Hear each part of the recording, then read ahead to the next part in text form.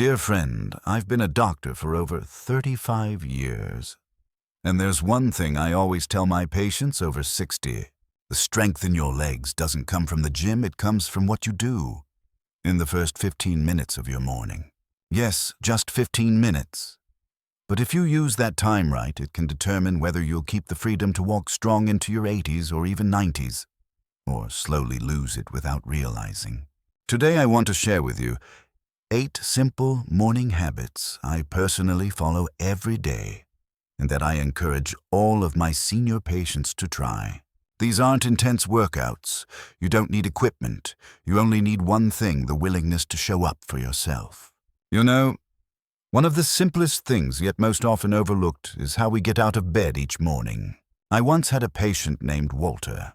He was 68.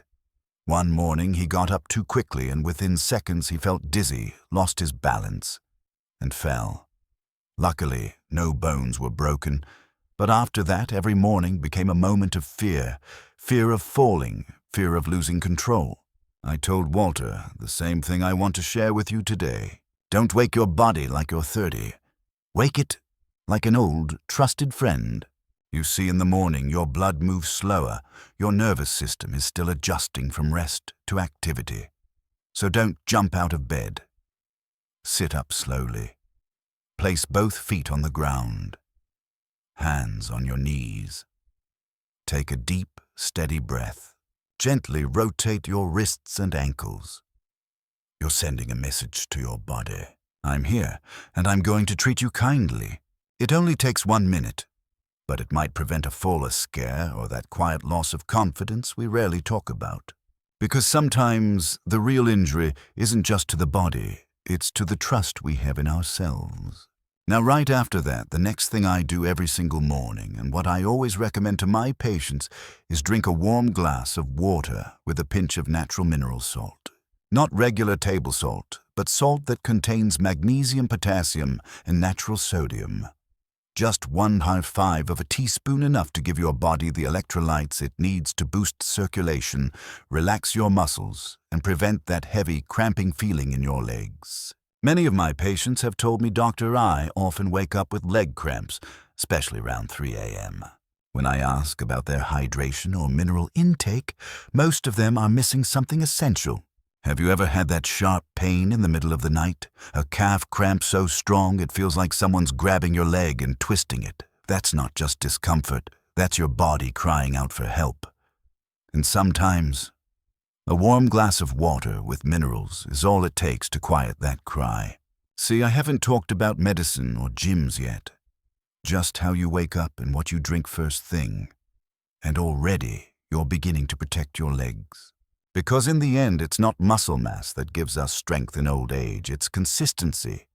It's self-awareness. It's choosing small actions that build a big difference. So I ask you, are you doing these things each morning? If not, maybe start tomorrow. Because I believe your legs will thank you not with words, but with every confident step you take through your home. You know, there's one habit I often remind my patients about. But very few actually do it regularly. Step outside. Let the morning sunlight touch your skin. And no, I'm not talking about tanning. I'm talking about 5 to 10 gentle minutes of early light, when the sun is still low, the air is cool, and the world hasn't rushed into the day just yet. Did you know? Just letting that sunlight hit your hands, your neck, or your face, your body starts producing vitamin D. And vitamin D isn't just the bone vitamin like we used to think.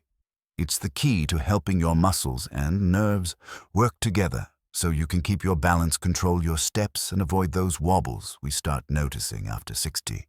One of my patients, Eleanor, age 72, used to trip over door frames, bump into chairs. She thought her eyesight was the problem. But after testing, it turned out she had a serious vitamin D deficiency. We gave her a D3 supplement and adjusted her schedule to include a bit of morning sun. 6 weeks later, she came back smiling and said, Doctor, I feel more confident walking again. I'm not afraid of falling anymore. Now, after sunlight, I want you to try something else. It's simple, but it could change your legs forever. Stand upright, hold on to a chair or wall for balance, Lift one leg. Hold it for 10 seconds. Switch legs. Repeat 5 times each side. You might think that's it, but here's what you may not know. This one movement activates your glutes, thighs, and calves, the 3 muscle groups that help you rise from a chair, stay steady on your feet, and prevent falls. More than 70% of falls in people over 65 are linked to weak leg muscles, and most people don't even realize it's happening. You don't need to run. You don't need to squat or lift weights. You just need 5 minutes each morning and a little patience. Now, I want you to imagine this. You wake up no dizziness. You step outside not for your skin, but for your legs. You lift your leg not to exercise, but because you want to stay free for one more day. That's it. But when those small actions are repeated, they become a quiet promise between you and your body. So, are you willing to give your legs and your mornings a few minutes starting tomorrow? If yes, leave a comment and say I'll start tomorrow. And share this with someone you care about, someone who's ready to walk a little stronger, a little steadier starting today. Dear friend, I once told a patient of mine, Mr. Harold, 74 years old, breakfast isn't just the first meal of the day. It's how you tell your body I'm still here and I still want you to be strong. And I didn't say that just because of nutrition. I said it because I've seen far too many people silently destroy their muscles every morning, without even realizing it. I know many older adults have a habit of skipping breakfast. Some say they're not hungry. Some worry about blood sugar. Some are just too tired to bother. But let me tell you something important. After 10 to 12 hours of sleep, your body needs fuel. And if you don't give it food, it won't burn fat. Like some people hope, it'll burn muscle. And after 60, your muscles don't grow back the way they used to. Every skipped breakfast is like taking a small bite out of your own strength, especially the strength in your legs. Mr. Harold was a perfect example. For years, he only drank black coffee in the morning. And then one day he said to me, "My legs feel weaker, Doc. I can't climb the stairs without grabbing the railing." We ran some tests, no vitamin deficiencies, but he had lost a noticeable amount of muscle mass. So I got him back on a simple breakfast, 1 boiled egg and half a sweet potato. 2 months later, he came back and said, "I can climb the stairs again steady. No more holding the railing." Now, besides a proper breakfast, I always highlight 2 essential minerals, potassium and magnesium. They're like silent conductors, helping your muscles contract and relax smoothly and making sure your nerves fire at the right time. Ever had that numbness in your feet while sleeping, or that feeling like your calf is being pulled tight with every step? You might be low on magnesium. Ever felt a fluttering heartbeat after a long night? It could be low potassium. But don't reach for supplements right away. Start with food. A little unsweetened almond milk, 1 banana, a small bowl of oatmeal with chia seeds and walnuts. You don't need to eat a lot, just enough to let your body know, I haven't given up on you. I'm refueling you so you can carry me one more day.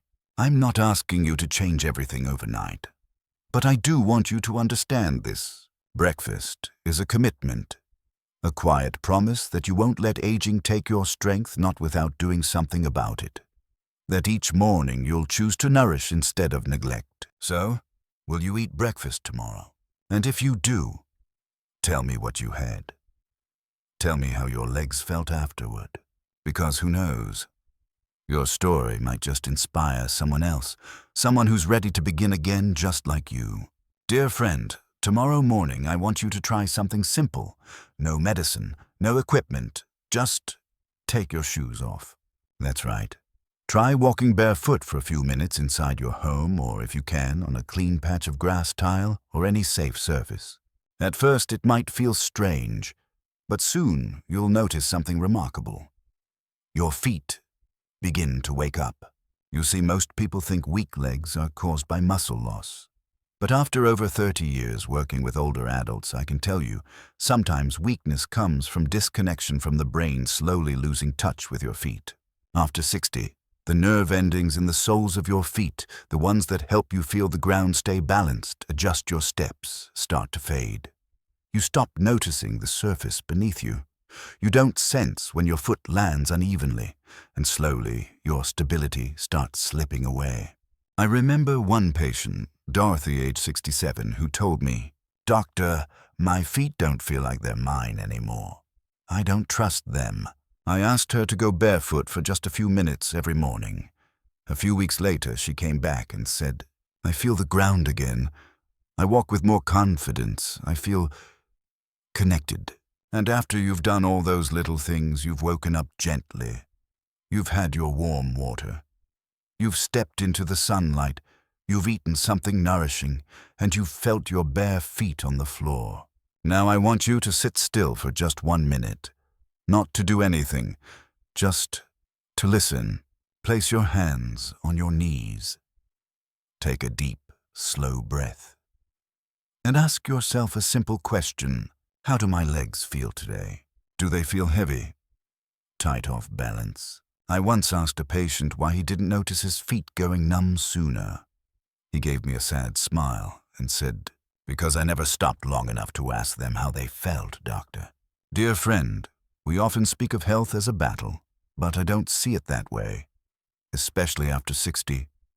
Health is not a fight. It's a choice to slow down, to listen, to care, to preserve.